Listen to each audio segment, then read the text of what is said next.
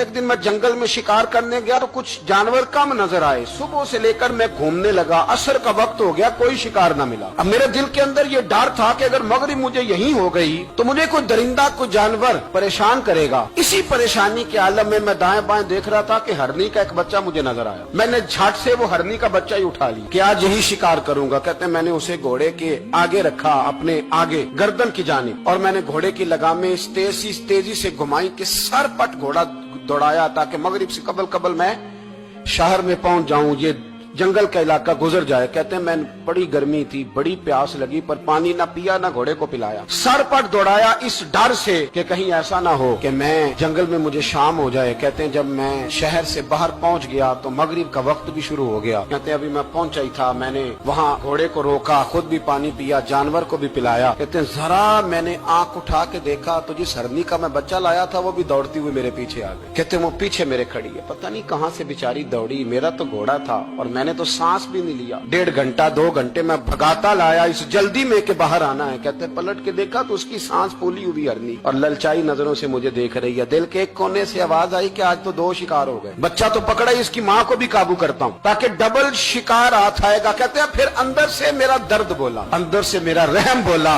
एक माँ अपना बच्चा लेने आई और इस तरह तो उसे तकलीफ नहीं दी जा सकती कि उसे ब्लैकमेल करके माँ को भी रख लिया जाए। कहते हैं जब मैंने उस हरनी की तरफ देखा तो उसकी नजरों में सवाल था, उसकी नजरों के अंदर सवाल था, कुछ मांग रही थी। कहते मैंने उस बच्चे की पुश्त पर हाथ फेरा, फिर मैंने बच्चा छोड़ दिया। कहते उसने पहले बच्चे को बाजुओं में लिया, फिर अपनी जुबान से अपना बच्चा चाटने लगी। कहते हैं फिर वो जब जंगल की तरफ जाने लगी तो एक दफा उसने मेरी तरफ देखा, दूसरी दफा उसने आसमान की तरफ देखा। जिंदगी में मुझे इतना सुकून कभी नहीं आया था जितना आज आया। कहते मैं घर गया, इशा की नमाज पढ़ी, बावुजू मैं बिस्तर पे लेट गया। लोगों मेरे नसीब देखो, मुझे मदीने वाले महबूब का दीदार नसीब हुआ। रसूल करीम अलैहिस्सलाम मेरी ख्वाब में आए, मैं रोने लगा। घर महक उठा, फूल खिलने लगे, खुशबुएं बिखरने लगी। कहते महबूब करीम तशरीफ लाए और क्या खूबसूरत जुमला है। महबूब फरमाने लगे ओ सुबकुतगीन, अगर तुझे बादशाह बना दिया जाए तो इंसानों के साथ भी इसी तरह रहम करेगा ना जिस तरह आज हरनी के साथ किया है। अगर तुझे बादशाह बनाया जाए तो रवैया यही रखेगा या बदल जाएगा। कहता मैं रो पड़ा। मैंने कहा यार सुल्ला, मैं तो गुलाम बनने के भी काबिल नहीं तो बादशाह कैसे बनूंगा। फरमाया तेरी आज की अदा बड़ी पसंद आई है, अर्श के मालिक ने तुझे बादशाह बनाने का फैसला कर लिया।